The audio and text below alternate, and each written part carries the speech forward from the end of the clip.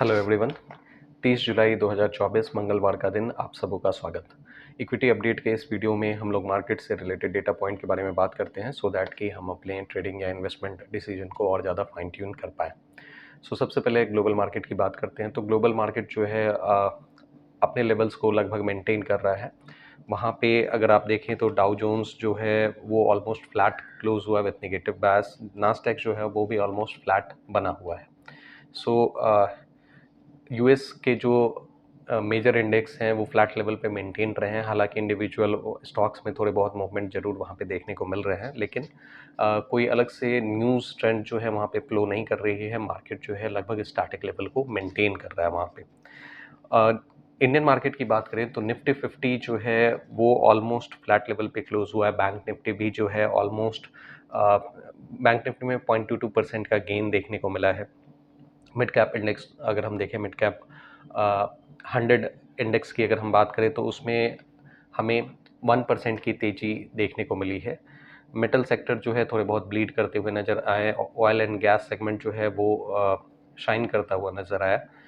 Overall market में इस तरह के परफॉर्मेंस आप कह सकते हैं कि रिस्पॉन्स देखने को मिला है। और F I eyes D I eyes की एक्टिविटी की अगर हम बात करें तो एफ आई आईज जो हैं वो सेलर बन के बैठे हुए हैं। उन्होंने 2474 करोड़ के लगभग की सेलिंग की है, जबकि डी आई आईज ने इस ऑलमोस्ट इसके डबल की बाइंग की है। यानी कि डी आई आईज ने टू बी प्रिसाइज 5665 करोड़ की बाइंग की है।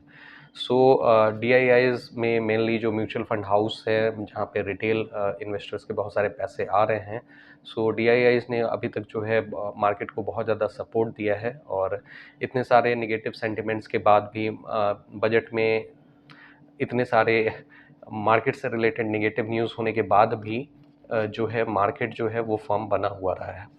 इसमें मेनली जो है डी आई आईज के सपोर्ट की बात हुई है, जहाँ पे डी आई आईज में मेनली जो है आपके रिटेल इन्वेस्टर्स के जो पैसे हैं जो म्यूचुअल फंड हाउस यूज़ कर रहे होते हैं इन्वेस्ट करने के लिए, वहाँ पे वो जो है वो मार्केट को मेनली सपोर्ट किए हुए रहता है। बजट में जैसा कि आपको पता है, बजट में एसटीटी इंक्रीज़ किया गया। सिक्योरिटी ट्रांजैक्शन टैक्स में बढ़ोतरी की गई, ऑलमोस्ट 6 टाइम्स की बढ़ोतरी उसमें की गई है। इसके अलावा long term capital gain tax में भी बढ़ोतरी की गई है। 10% से बढ़ा के ये 12.5% कर दिया गया है। Short term capital gain tax भी 15% से बढ़ा के 20% कर दिया गया है। ये सब वैसे देखें मार्केट के हिसाब से तो काफ़ी निगेटिव न्यूज़ कंसीडर किए जाते हैं। बजट वाले दिन जो है मार्केट जो है इन सब न्यूज़ के बेसिस पे लगभग 400 पॉइंट का डिप लगाया था, लेकिन उसी दिन और उसके नेक्स्ट दिन जो है मार्केट जो है रिकवर भी कर गया, क्योंकि म्यूचुअल फंड हाउस जो हैं वो एक बड़े सपोर्टर के तौर पे रहते हैं। वो मार्केट के गिरने के आसार बहुत कम नज़र आ रहे होते हैं या बहुत ज़्यादा उसमें डैमेज देखने को नहीं मिलता है, चूँकि रिटेल इन्वेस्टर्स का पार्टिसिपेशन डे बाय डे बढ़ रहा है। इसके अलावा गिफ्ट निफ्टी के इंडिकेशंस आज के लिए देखें तो आज जो गिफ्ट निफ्टी के इंडिकेशंस मिल रहे हैं वो ऑलमोस्ट फ्लैट ओपनिंग देखने को मिल रहे हैं with negative bias. 74 point dip के साथ में निफ्टी 50 के खुलने की उम्मीद रहेगी। देखते हैं 9:15 पे जब मार्केट ओपन होगा तो ओपनिंग किस तरह से होती है। इसके अलावा कुछ न्यूज़ पॉइंट की अगर हम बात करें तो अदानी एनर्जी से रिलेटेड न्यूज़ आ रहा है कि वो जो है $1 बिलियन जो है वो रेज़ करने जा रहे हैं। और इससे ये जो मोड होगा वो QIP के माध्यम से ये जो है ये अपना जो फंड है वो रेज़ करेंगे। ये QIP में जो होता है क्वालिफाइड इंस्टीट्यूशनल जो बायर्स होते हैं उनको अप्रोच किया जाता है। वो बेसिकली यहाँ पे आते हैं और जो है इसमें बिड लगाते हैं, पैसे लगाते हैं। क्वालिफाइड इंस्टीट्यूशनल बायर्स जो होते हैं वो ज़्यादातर या तो कोई फंड हाउस होगा या फिर कोई बड़े HNIs होंगे, तो ये सारे जो होते हैं वो आते हैं। QIP का जो मोड होता है एक IPO के मुकाबले कम आप कह सकते हैं कि कॉम्प्लेक्स होता है, और प्लस ये जो होता है लेस एक्सपेंसिव होता है। इस कारण से कंपनी जो है QIP मोड भी प्रेफर करती है। इसमें जो है ये थोड़ा फास्टर मोड भी है फंड रेज करने के लिए। QIP अदानी एनर्जी का जो है ये प्रॉब्ली इसी वीक या फिर नेक्स्ट वीक में देखने को हमें मिल सकता है। और इसमें अगर नामी गिरामी या फिर जो बहुत अगर फेमस अगर फंड हाउस जो है अगर पैसे लगाते हैं तो डेफिनेटली वो ये इंडिकेट करता है कि जो स्टॉक है उसमें पोटेंशियल है, वो आगे बेहतर करने की उम्मीद रहेगी, तभी जाके कोई फंड हाउस इस लेवल पे आके जो है अपना QIP में जो है वो पैसे लगा रहे होते हैं, फंड लगा रहे होते हैं। सो इसके आगे फर्स्ट क्राई से रिलेटेड न्यूज़ है कि फर्स्ट क्राई भी जो है वो स्टॉक एक्सचेंज पे 13 अगस्त को जो है वो प्रॉब्ली लॉन्च करने जा रहे हैं या लिस्ट होने जा रहे हैं। सो फर्स्ट क्राई भी जो है वो मार्केट में लिस्टेड कंपनी के तौर पे हमें देखने को मिल सकता है 13 अगस्त से।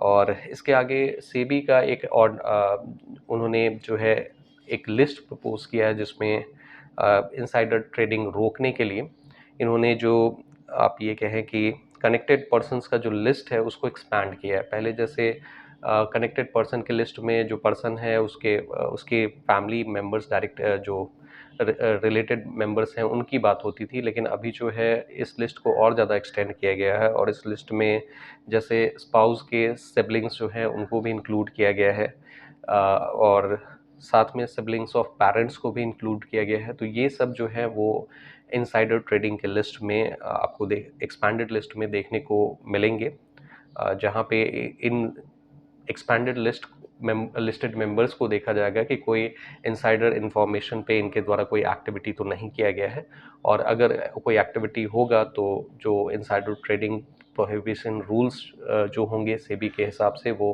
इन पे लगाए जाएंगे। सो ये आज के मार्केट का रैपअप था। सो अगर आपको ये वीडियो पसंद आया तो आप इस वीडियो को लाइक करें, इस चैनल को सब्सक्राइब करें, और अगर आपके कोई क्वेरी हैं तो नीचे कमेंट बॉक्स में ज़रूर मेंशन करें। एक डिस्क्लेमर, यहाँ पे जो भी डिस्कशन किया गया है वो प्योरली एजुकेशनल पर्पस के लिए है। यहाँ पे कोई भी इन्फ्लुएंस क्रिएट करने के लिए ये वीडियो नहीं है। कोई भी बाइंग या सेलिंग डिसीजन से पहले अपने पर्सनल फाइनेंशियल एडवाइजर से ज़रूर आप सलाह लें। Thank you for your participation.